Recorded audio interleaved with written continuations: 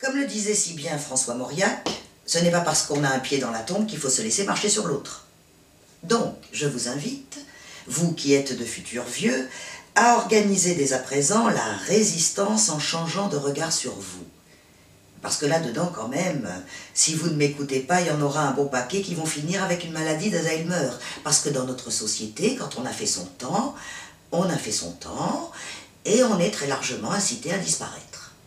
Il y a une date de péremption, c'est quand on commence à devenir dépendant. Et je pense que l'agisme est derrière tout ça.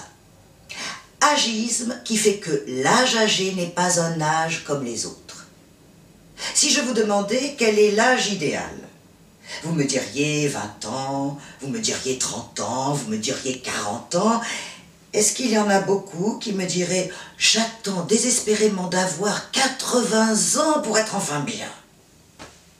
Et si jamais quelqu'un disait ça, tous les autres le regarderaient et me l'enverraient en consultation immédiatement. Donc, vous voyez déjà que les préjugés sont au travail. On ne peut pas être heureux, on ne peut pas être bien quand on est âgé. Avec le thème récurrent derrière de la dépendance. On ne regarde pas les personnes âgées du même regard qu'on regarde les jeunes et on vous y encourage.